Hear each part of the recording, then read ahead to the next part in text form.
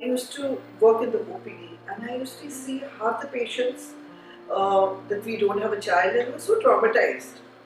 Half the patients would come and tell me that, oh, we don't want this child, we want an abortion. And then what would happen is I would feel as if I could take this baby from here and put it in there.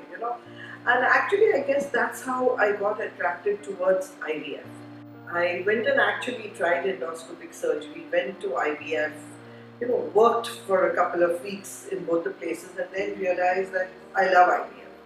I love infertility, reproductive endocrinology, and I shifted into that. So I began IVF, I started my center in Opera House in 1994. And then I shifted to Leelavati in 1998. Uh, and since then, I've established about 9 IVF centers. Of course, I work with a colleague, Dr. Pai, and we started these together. We have the Bloom IVF group. And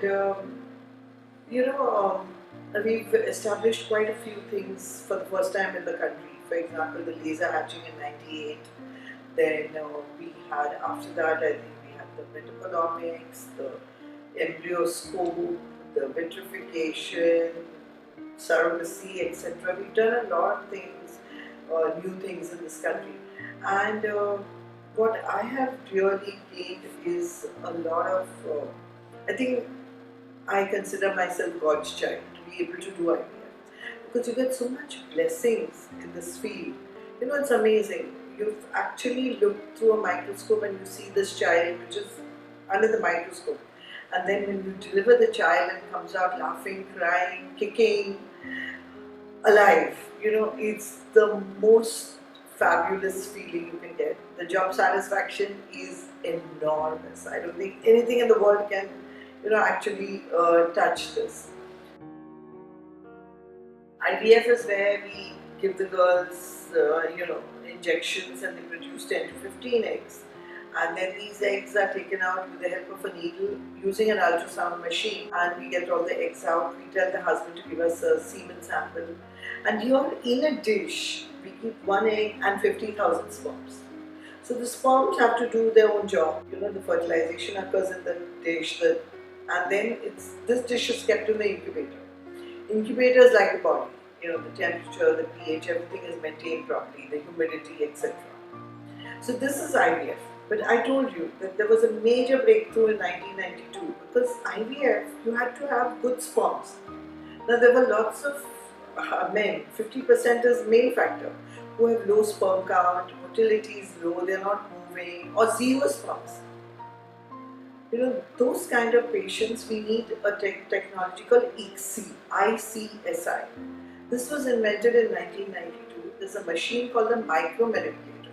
So in that, what we do is we take one egg, one sperm in a needle and inject it directly into the egg. So no allying by itself. We assist the fertilization. And this has really changed the face of, infertility. It's the same thing. With the same way we produce eggs, 10 to 15 eggs, watch it on ultrasound, then take the eggs out. Then the eggs are taken one by one and injected with the sperm. And these are put in the incubator. Now, after they put in the incubator, we take the eggs out, the embryo. It becomes an embryo. When it becomes a baby, it's known as an embryo. And this embryo is then put back into the uterus. And we put back maybe 1, 2 or 3 embryos back into the uterus. And then the patient goes home. She's told 3 to 4 days of house arrest, not bed rest. And after 14 days, she does a blood test. And we actually know whether she's pregnant or not. And today, the pregnancy rates are so good that under 35 years of age, it's nearly 50 to 60% pregnancy. Laser is a technology where, like there's a covering on top of this embryo because this embryo is actually formed in the tube naturally in the body. So there's a covering. It travels and comes inside the uterus and then it hatches out like a chicken egg. It hatches out inside the uterus. So sometimes this covering becomes hard. We use this laser to give a cut on that covering so that it cracks open and the baby can come out. My first patient of laser hatching. I think we just got the machine in Bombay, and I used this on a couple that they had failed IVF with me twice, I think, yeah, once, and then we did laser hatching, and she conceived twins. And her father was a doctor. She's come out in the open and talked about it, so I'm okay with it. The father was a doctor, and when we delivered, I delivered them in Beach Candy. The father, who was very, very senior to me, actually touched my feet. I can't, that made me realize that wow, I mean, you're doing such amazing work that it, it was very humbling experience. That it was so important to that family to have children that they were so happy with it. It was unbelievable. And in fact, they named the children after me and my partner, that's Nandita and Rishikesh. Breastfeeding is very important. So that's why probably our country has extended the maternity leave, from 12 weeks to 24 weeks. I think it gives enough time for the mother to spend with the child, to do, to do breastfeeding, etc., in the privacy of her own environment. And nowadays we have these milk banks, human milk banks also. And the mothers are taught. We teach all our mothers, especially those who are working, how to do the breast milk expression, how to freeze it, how to pasteurize it, so that it can be used for the baby. The recommended breastfeeding is 6 months to a year. I have seen women breastfeeding right up to 2 years also. But 6 months to 1 year is a reasonable time. We have a very hypocritical society. I've seen women workers, they are carrying those things and they're working at sites, construction sites, and they have their small children with them, and when they start crying, they go and they just feed the child over there. Okay? So it's accepted over there. It's accepted in the higher society that, oh, breastfeeding is, like very crucial, very important, this, that. So the higher society has accepted.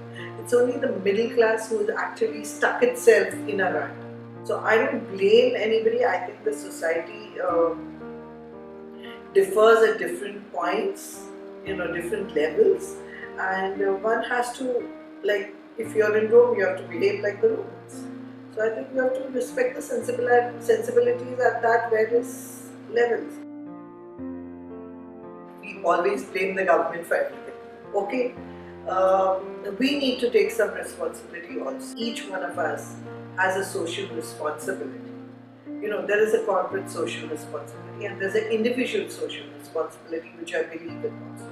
And I feel that we have a lot of other resources which can be utilized to improve the healthcare. So yes, the GDP, if they give us, that's great, but otherwise we have enough private colleges, private hospitals, which would be willing to do it if it is, like standardized. And a lot of doctors do free work. The only thing is it's not documented. I will be the president of the federation in 2019, and we work with NGOs all over the country, and these NGOs get a lot of funding from abroad, and this funding is used to create different health initiatives in the country. A lot of it is concentrated on family planning because the goal is to reduce the population and to make the mother and child healthy. I think a lot has been done, and it's very easy to blame, I feel. I think we should all put in our bit and contribute towards it. There were some taboos which were associated with infertility, that when you get treated for infertility, it's not your child. Test tube baby is not your child. So we really had to counsel those people and tell them that those who require test tube baby, that it's your child. We are not using anybody else's sperms or anything. Because the donor concept is really ingrained into them. The other thing is, I think the television, the telephones, the cell phones have really changed what rural India is. There's a lot of knowledge which is disseminated and people are pretty much aware. Main problem that I find is probably the cost. The cost of the treatment is a lot. So we are doing a lot of programs, and a lot of people are doing programs where they offer at low cost to a certain group of patients.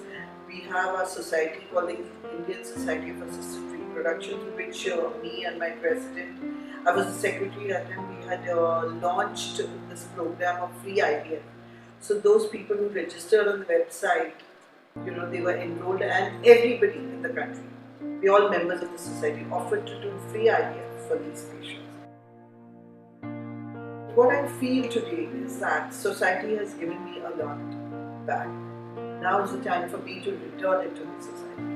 And since, through my Mumbai society also, I did a lot of free work.